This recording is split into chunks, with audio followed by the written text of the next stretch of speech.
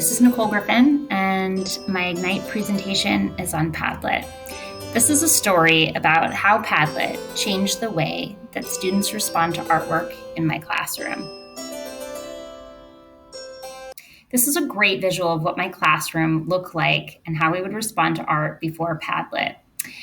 Actively engaged learners, it's kind of hard to tell, and a question would be asked about the work of art. Maybe one or two students would respond before moving on.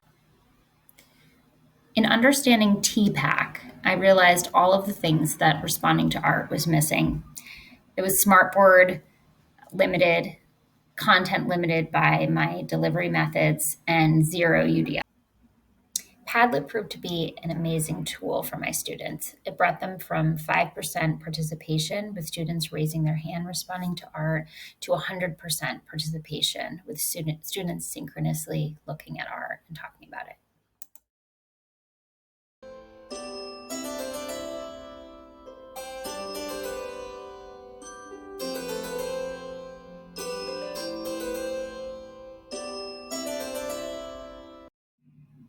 Another thing I loved about Padlet was that it turned students into creative communicators. They felt comfortable expressing their ideas and feelings and stories together surrounding works of art. There are four main components to the National Core Art Standards: creating art, presenting, responding, and connecting. Padlet and technology had the most potential for helping my students respond to art. The goal is to move students beyond just saying, I like this or I don't like this. We want students to give perceptive, personal insight. Students should demonstrate higher order thinking and the ability to analyze, evaluate, and synthesize information in their responses to art. For example, if a color has been used to create strong contrast in certain areas of an artwork, students might follow this observation with a thoughtful assumption about why this is the case, perhaps a deliberate attempt by the artist to draw attention to a focal point, helping to convey thematic ideas. Responding to artwork in just this way is really ineffective. We need to think of more innovative ways in order to engage students with works of art. So through 2 summers, I've learned multiple ways to engage students in artwork.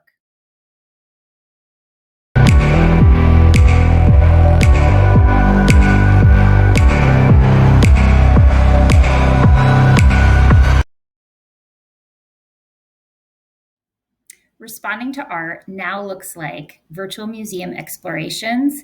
Even without the use of virtual reality headsets, students are able to use their Chromebooks and go on Google Arts and Culture to explore museums like this one, the Metropolitan Museum of Art. In my classroom, students are now encouraged to respond to artwork while they're creating. They're using computational thinking prompts to recognize patterns in their own artwork and each other's, and encouraged to think abstractly as they're talking about each other's art. Responding to art also looks like the use of multiple technologies to deliver art history content. This particular example is from the website MetKids, and students are exploring a painting by Charles Demuth called I Saw the Figure 5. I recently had the opportunity to visit one of my favorite museums in Connecticut, the New Britain Museum of American Art. This is a great museum for kids to explore art. But after the work in 2 summers, I was thinking, what is this museum missing? I believe that whether it's a classroom setting or a museum setting, that technology can help engage children with artwork in a more meaningful way. Oftentimes, parents don't have the background knowledge when bringing children to a museum. What if part of engaging children with artwork in a museum involved interactive technology that they would receive upon entering the art museum or gallery? Devices that would include interactive games, scavenger hunts, I Spy, art history mysteries. Technology can also help to bring paintings and experiences where they weren't before. A great example of this is the Vincent van Gogh immersive experience. It included no actual Vincent van Gogh paintings, but the feeling of Vincent van Gogh was there.